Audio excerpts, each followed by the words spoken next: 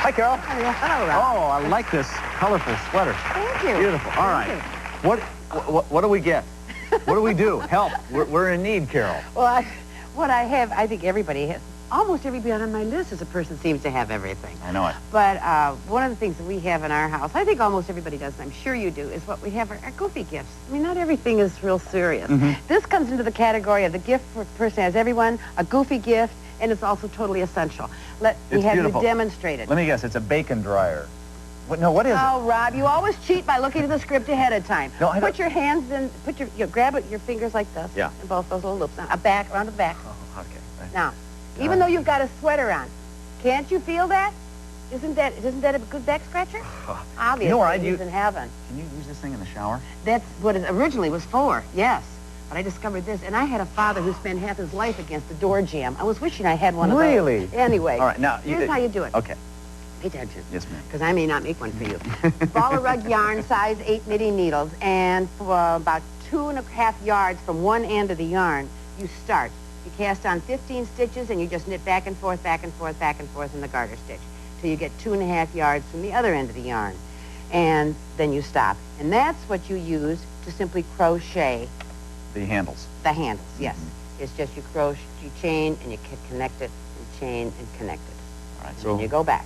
That's all. A little knitting and a little crochet experience would help in this case. And actually, I also made one of these in a long strip of denim, and I took clothesline rope and went back and forth and snaked it and stitched it on for people who don't knit or crochet. Oh, a little theme and variation. Very now, nice. All right. This next one I never would have thought of had I not seen it in the catalog. And even if I hadn't seen it, if I thought of it and hadn't seen the catalog, I wouldn't do it. Here it is. These wonderful designer trash bags. There they are, designer trash bags. And they are nothing but those plastic things you put in your kitchen garbage, thing. Look at that. Yeah, well, look at these. All right, so how do you make your own designer trash bag? Well, you buy a box of those things, and then this, I just do with a marking pen. Do a whole box of these, clash trash, Or you can cut out some contact. Très chic garbage. You like that? Or make a bunch of them with bows on. You want to start your own Christmas line of chic trash bags. And if you don't use the plastic and you want to stay with the brown paper bags, you can do that too. Now, these are for the specialized. These are for the diaper bags. Here I just, cut out some of the contact and stuck them on. Or you can, again, cut letters out of the contact. The dirty dozen. And put that across a little tie. Oh, a bunch of those for a silly, goofy gift for the baby that needs them. Good. Anyway, for you, Rob, everybody has one of these, I think. And now, here's yours. Yeah. Now, you can also, this is the basic model. Here's the fancy one with gold and everything on it. But the same basic idea. What is this? You don't know? No. No, I don't know. What is it? It's like having to explain a joke. If you don't understand it, we're in trouble. It's long, right? It's long? Yes. It's made of felt? Uh-huh. Rob, it's your long felt wand. My long felt wand.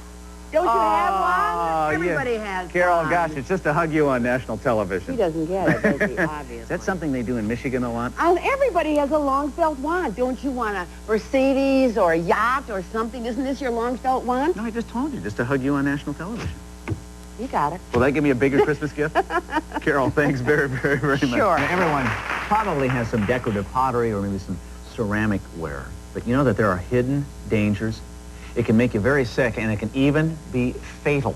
Here to tell you about how they discovered the poison pottery are Don and Fran Wallace. And Don, Fran, nice to have you with us this morning. Nice to be here, Rob. You were very sick. I mean, this is a frightening story. You were very, very sick before you discovered that you had that you were being poisoned by your ceramics. What happened?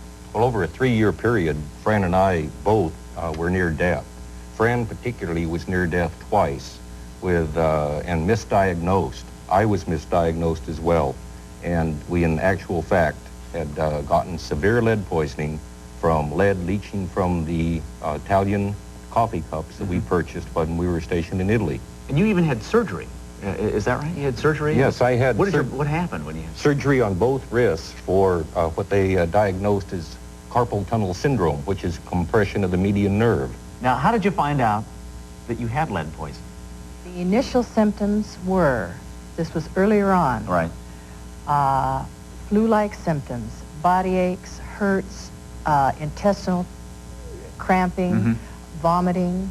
That sounds like the flu. I mean, I would think that would be the flu. Yeah, exactly. So I was, I couldn't control this sort of thing, so they did place me in the hospital because I was dehydrating so badly.